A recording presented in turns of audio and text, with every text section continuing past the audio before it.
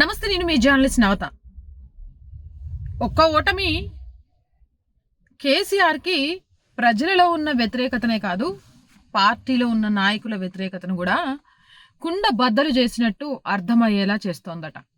ఓ పక్క నుంచి ముచ్చటగా మూడోసారి అధికారంలోకి వస్తా అని భ్రమపడితే, ఆ భ్రమ నుంచి బయటకు వచ్చి తేరుకోలేని స్థితిలో ఉన్న కేసీఆర్కి పార్టీ నేతలు మాట్లాడుతున్న వ్యాఖ్యలు కొంత మింగుడు పడకుండా అతలాకుతలం చేస్తున్నాయట. ఒకప్పుడు కేసీఆర్ సార్ మీ అపాయింట్మెంట్ దొరికితేనే చాలు, కేసీఆర్ సార్ మీరు ఎంత చెప్తే అంత, కేసీఆర్ సార్ ఫండ్స్ ఎంత ఇమ్మంటారు అని మాట్లాడిన నేతలు కూడా ఇగో పథకాల వల్లే ఇట్లా జరిగింది, ఇక విభేదాల వల్లే ఇట్లా జరిగింది, మా సార్ మాడా కేటీఆర్ గింత జరిగినాక కూడా మారకపోతే ఎట్లా, ఇక అభివృద్ధి చేసినాం అని చెప్తున్నాం కానీ ఫలితాలన్నీ వ్యతిరేకమే. ఇట్లా ఒక్కొక్క నాయకుడు మాట్లాడుతుంటే అసెంబ్లీ లోక్సభ ఎన్నికలేమో కానీ రానున్న రోజుల్లో అసలు తెలంగాణలో బీఆర్ఎస్ పార్టీ అనేది ఉంటుందా అనే డౌట్ కూడా ప్రజల్లో వస్తోందట.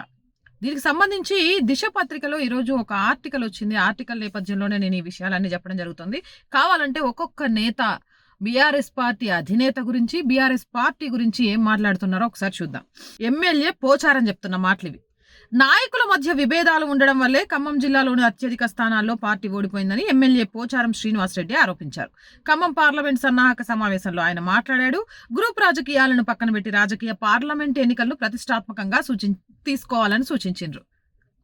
బీఆర్ఎస్ పార్టీలో అంతర్గత కుమ్ములాట జరుగుతోంది. బీఆర్ఎస్ లో ముందుగానే అభ్యర్థులను ప్రకటించడంతో అప్పటికే సీట్లు ఆశించిన నాయకులు, అలాగే కేటీఆర్, హరీష్, కవిత లాంటి వాళ్ళు మీకు ఖచ్చితంగా సీట్ వస్తుంది అని చెప్పిన వాళ్ళంతా కూడా నిరుత్సాహంలో ఉన్నారు అనే విషయం గతంలో కూడా ఎన్నికలకు ముందు మనం మాట్లాడుకున్నాం. అదే వాస్తవం అనే విషయం బయటకు వచ్చింది.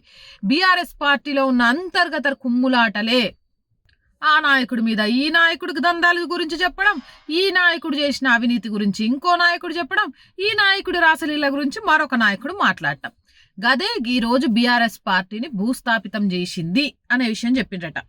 ఇక ఇంకొక ఆయన చెప్పిండు, నామా నాగేశ్వరరావు గారు, ప్రజా తీర్పును గౌరవించాలి, ఇక గౌరవించకుంటే ఏం చేయగలుగుతారు. ఇప్పుడు మేము ప్రజా తీర్పును వ్యతిరేకిస్తున్నాం అంటే ఏమవుతుంది? ఇప్పటికైనా ప్రజల మీద, ప్రజల తీర్పు మీద గౌరవం వచ్చినందుకు సంతోషించాలి. ఎందుకంటే ఏ రోజు ప్రజల అభిప్రాయం మీద మీకు గౌరవం కనబడలే కదా బీఆర్ఎస్ పార్టీకి. టీఎస్పీఎస్సీ జరిగి 30 లక్షల మంది ఇక్కడ ఏడుస్తుంటే మహారాష్ట్రలో 10 కోట్లు పెట్టి మీటింగ్ పెట్టుకున్నాం. అప్పుడు ప్రజా తీర్పును గౌరవించుంటే ఈ రోజు ఇలా జరిగేది కాదు కదా. అలాగే ఏదో కొత్త జీవం తీసుకొచ్చి ఉద్యోగస్తుల్ని ఆడ మొగుడు ఈడ పెళ్ళాం పిల్లలు ఉన్నారు అని చెప్పి దానికి సంబంధించి ధర్నా చేస్తుంటే, దానికి సంబంధించి క్వశ్చన్ చేయడానికి వస్తే ఆడ కూతుర్లను కూడా, పిల్ల తల్లులను కూడా తీసుకెళ్లి పోలీస్ స్టేషన్లో పెట్టినప్పుడు ప్రజా తీర్పు, ప్రజల కోరిక ఏంటి అని గమనించాల్సింది కదా.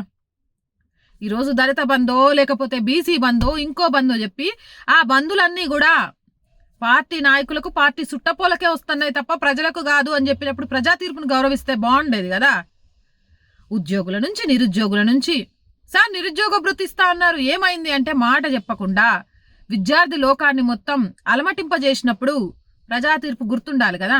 బాసర IIIT లాంటి చోట్ల పిల్లలు ఎండకు ఎండి వానకు దడిచి గొడుగులు పెట్టుకొని ధర్నాలు చేస్తున్నప్పుడు ప్రజా తీర్పును గౌరవించి ఉండాల్సింది కదా. ఇప్పుడు పాపం ప్రజల తీర్పును గౌరవిస్తాం అనగానే అబ్బా వీళ్ళు చాలా రెస్పెక్ట్గా మాట్లాడుతారు అనుకునే స్థాయిలో ఈరోజు ప్రజలు లేరు. ఎందుకంటే గౌరవించాల్సిందే, మీకు మొట్టకాయ వేయడానికే కదా తీర్పిచ్చింది. హామీలకు డెడ్ లైన్ పెట్టిందే కాంగ్రెస్. హామీలకు డెడ్ లైన్లు, హామీల పేరుతో అందలమెత్తి కూర్చున్న మీ గురించి అరే మింగ మెతుకులేదురా మొగడా అంటే మీసాలకు సంపంగి నూనె పట్టుకరా పెళ్ళామా అన్నాడట గతంలో ఎవరో.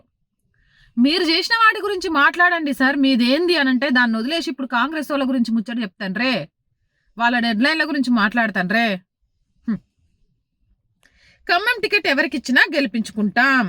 ఇప్పుడు ఎవరికిచ్చినా మీరు కాదు గెలిపించుకోవాల్సింది, ప్రజలు గెలిపించాలి. ప్రజల్లో బీఆర్ఎస్ పార్టీ మీద ఉన్న అపనమ్మకాన్ని పోగొట్టుకోవాలి. ఇప్పటికే పార్టీ క్షేత్రస్థాయిలో పడిపోయింది అని వస్తున్న మాటలకు మీరెంత ఊతం ఇచ్చినా అది ఎంతవరకు సాధ్యం అనేది ప్రజలు నమ్మాలి.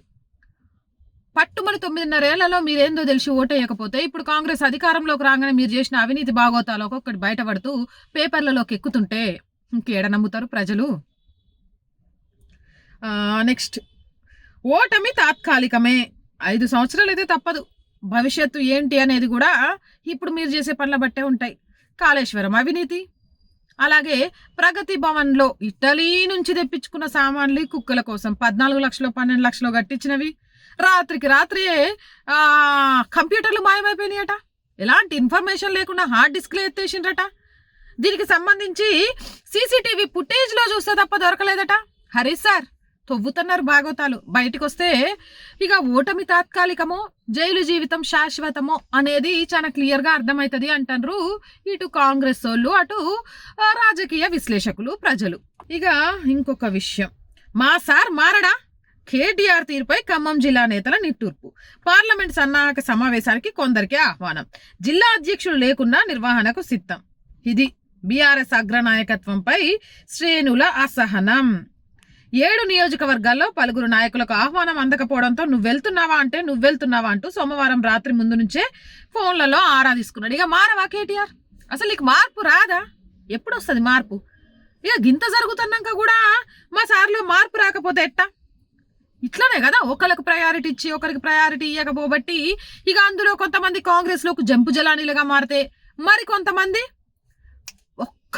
ఒక్కలని అసెంబ్లీలో అడుగుపెట్టనియనని శపథం చేసి గా శపథాన్ని నెరవేర్చుకొని ఖమ్మం జిల్లాను దూరం చేసిండ్రు. అంటే ఎందుకు చెప్తున్నాం ఇవన్నీ అనంటే, నేను గతంలో కూడా అనేక సార్లు చెప్పినా, ఇప్పుడు చెప్తున్నా, చేతులు గాళ్ళంక ఆకులు పట్టుకుంటే లాభం లేదు, బర్నలే రాసుకోవాలి. ఇప్పుడు కూడా బర్నలు రాసుకోకుండా పక్కనోడి మీద దోసేస్తున్నారు, చూసినావా?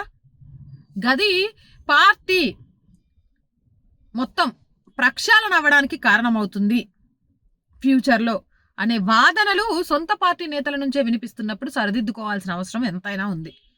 ఇక కేటీఆర్ సార్ మారకబాయే, హరీష్ సారు మారకబాయే, అసలు కేసీఆర్ సార్ కనబడకపాయే, కవితక్కేమో ఎవరి మీద రివర్స్ అవుతుందో అర్థం కాకపాయే, ఎవరికి వారు యమునా తీరు అన్నట్టు ఉన్న వీళ్ళు లోక్సభలో అత్యధిక స్థానాల కోసం పరిగెడుతున్నారు. సరే, లోక్సభలో అత్యధిక స్థానాల కోసం పరిగెత్తుడు తక్కువ, కానీ ముందు జైలుకి వెళ్ళడానికి సిద్ధంగా ఎవరుంటారో చూడండి అని కాంగ్రెస్ వాళ్ళు అన్ని విషయాల్లో ఆరాధిస్తున్నారు. ఏదేమైనా ముందు కేసీఆర్కి బీఆర్ఎస్ పార్టీకి కష్టకాలం తప్పదు అనేది రాజకీయ విశ్లేషకుల అభిప్రాయం. ఈ వీడియోపై మీరేమనుకుంటున్నారు అనేది కింద కామెంట్ సెక్షన్లో తెలియజేయండి. మోర్ వీడియోస్ కోసం జర్నలిస్ట్ నవత ఛానల్ వెంటనే సబ్స్క్రైబ్ చేయండి. వీడియో నచ్చిందా లైక్ చేయండి, షేర్ చేయండి.